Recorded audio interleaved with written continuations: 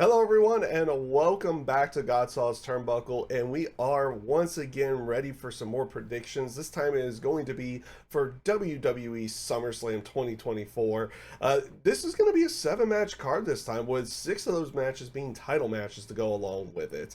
It's definitely going to be an interesting one to see how many of these championships actually do change hands and how many of them stay where they have been in some cases since about WrestleMania, to go along with that as well. So I'm going to go ahead and start with the Intercontinental Championship match. It's going to be Sami Zayn going up against Braun Breaker. This is basically a rematch for Money in the Bank, which was honestly a very good match. And I think a lot of people ended up being surprised that Sami Zayn kept the championship at that time.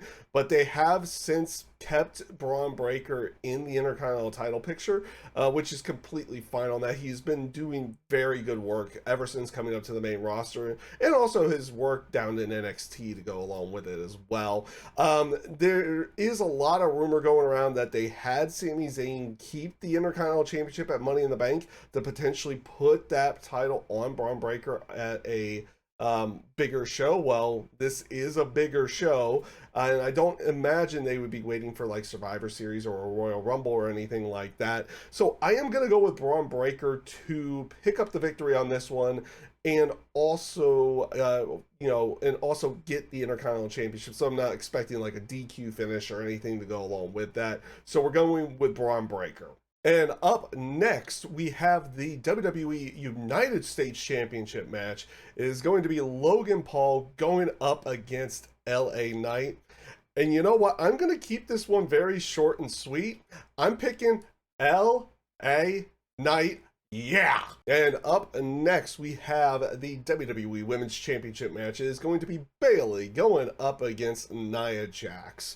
And this match has basically been set up since the King and Queen of the Ring tournaments. This, of course, also being set up for the World Heavyweight title match a little bit later with Gunther versus Damian Priest. We'll talk about that a little bit later, though. But Nia Jax won the Queen of the Ring tournament, and she is getting this match up against Bayley. And honestly, this has been a pretty decent build going into this. Nia's actually been doing a lot of great work since coming back to the WWE. Now with her time against Bayley in the feud setting up, it's pretty much been Nia Jax dominating for the most part, especially in the in-ring side, where she's pretty much dominated Bayley for the most part. Though Bayley did get one over on her and Tiffany Stratton by attacking Nia Jax with the briefcase and basically destroying Tiffany Stratton's briefcase as well for the Money in the Bank, which is going to probably lead to believe that she's going to get like a custom Money in the Bank briefcase or something like that. So honestly, there's a lot of people who are thinking that Tiffany Stratton's going to probably cash in at SummerSlam. I don't think that's going to be the case, because if they're going to do a custom briefcase, I don't see them taking it off of her or having her cash it in rather quickly to go along with it. Now, we've seen Nia Jax pretty much destroy Bayley in a couple of different instances here, and even pick up a victory in a tag match where she did actually get the pinfall to go along with this. Now, I am obviously filming this before SmackDown. Based off of everything that I would lead to assume, unless if they do something crazy on SmackDown that gives Bayley a massive advantage going into the pay-per-view match itself, I don't think they're going to put that title on Nia Jax quite yet. I think Bayley wins this one, mainly just off the aspect that she has already taken a pinfall to Nia Jax at this point in time. So I just feel like they're going to keep that title on Bayley for the moment. I don't know if it's going to be a situation where it's Tiffany Stratton that cashes in on Bayley, or are they going to play a thing up later where, maybe Nia Jax gets another title match, maybe picks up the victory there, and then, you have this whole thing where you have the champion and the briefcase holder teaming up, and what's going to happen with that. There's a lot of things that could even lead to believe that Nia Jax will win here. with that as well, with that particular storyline. But I don't feel like they're going to put that title on her quite yet, just based off of that one tag match. Could be completely wrong. I think this is probably one of those matches where it's a complete toss up of who they're probably going to end out having win it. But I'm going to go with Bayley on this one. And up next is going to be for the Women's World Championship. It is going to be Liv Morgan going up against Rhea Ripley. Yes, Rhea Ripley is back from her shoulder injury. She is going after Liv Morgan for everything she has been doing with the Judgment Day and with Dominic Mysterio. This entire story has had like its crazy twists and turns and has honestly been the main focal point on Raw this entire time. Even ever since Rhea, got injured, this has been a main focal point of Raw. This whole thing between Liv Morgan and pretty much all of Judgment Day, mainly focusing around Dominic and a little bit with Finn and JD McDonough to go along with it, but it's pretty much been around Dominic at this point in time. And it's going to be intriguing to see how this matchup plays out. Do you get a turn from Dominic Mysterio? Was what he said to Liv Morgan basically completely turning her down at that time just part of the game? Is it a whole aspect of, is this whole thing with, Liv Morgan trying to use Dominic Mysterio to get the Rhea Ripley going to be successful, and Dominic's going to join up with Liv, or is it going to be Finn joining up with Liv, or anything to go along with that? Or is it going to just be a match where nothing really happens? I expect shenanigans to happen in this, just based on how the storyline has been going, and I do expect maybe some form of a turn to happen somewhere, whether it be Finn and JD, or is it going to be Dominic, or anything to go along with that. But I am going to go with Liv Morgan to keep the Women's World Championship. And this feud will probably just continue on. And I don't know necessarily how long it will continue on for. It's not ever since it's been the Triple H era, like you have not, you've seen more long, elongated or I won't say stretched out, but like just longer storylines that go at maybe a little bit of a slower pace to set up for matches at bigger shows. So this could be something that they revisit going into a WrestleMania, or it could even be Survivor Series or Royal Rumble or something in that sense. But for the time being, Liv Morgan's keeping that Women's World Championship. And up next, we have CM Punk going up against Drew McIntyre with, well, Seth Rollins as the special guest referee. Because, well, Drew McIntyre keeps attacking referees and, constantly getting, screwed over by CM Punk as well to go along with it. This story has been fantastic. Just the setup that they have done and everything that they've had to work around since CM Punk got injured and, injured his tricep back at the Royal Rumble, setting up everything going through WrestleMania for him to, screw Drew McIntyre out of the World Heavyweight Championship after he won it. And of course, Damian Priest, cashing in his money in the bank at that time, to everything that he has done going into Clash of the Castle, Money in the Bank, everything to go along with it. It's been actually really well done.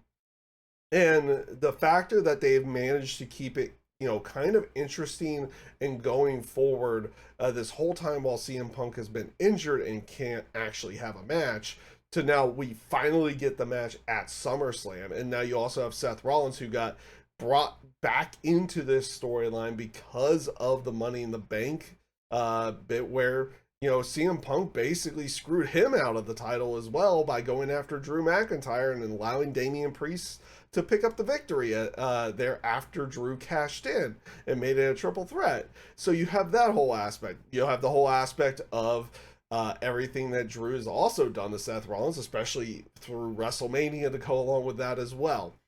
So in the terms of everything here, you would honestly think that since this is Punk's first one-on-one televised match, you would think, yeah, they would probably have him go over. I don't think that's going to be the case because mainly just because of what's been going on this whole time while he's been injured. He's been getting one over on Drew McIntyre so many times, at least in terms of the World Heavyweight Championship. Obviously, Drew has had a few beatdowns here and there, but when it comes to the big matches, CM Punk basically screws over Drew McIntyre. So I'm going to go with Drew McIntyre to pick up the victory here. I don't know if this is going to be like where they continue on doing matches between them or they move forward with maybe him and Seth or something in that sense. But I feel like they're finally going to give like that bigger match to Drew McIntyre at this time. And up next is going to be for the WWE World Heavyweight Championship. It's going to be Damian Priest going up against Gunther. Gunther, of course, getting this title match against Damian Priest by winning the King of the Ring tournament. And honestly, we didn't see too much of Gunther after the King of the Ring up until, the time Money in the Bank was over with. And they've gone a very interesting route with Gunther on this one. Him basically showing he was, more of a privileged upbringing versus Damian Priest, not, having to really work hard and to get everything that he wants in the world and everything to go along with that. So basically, it's going to be person who's basically given everything versus the person who's basically been given nothing and worked his way up to the top the entire time. And it's gonna be an intriguing match here, just because of everything that's been going on with Judgment Day as well. I expect this to be a really good match because, one, it's a Gunther match. Two, it's also a Damian Priest match. So I feel like those are just going to be good matches to begin with. And it should work out really well with the both of them. I think a lot of the intrigue will come on the aspect of what is going on with the Judgment Day stuff, especially if Rhea and Liv have already had their match.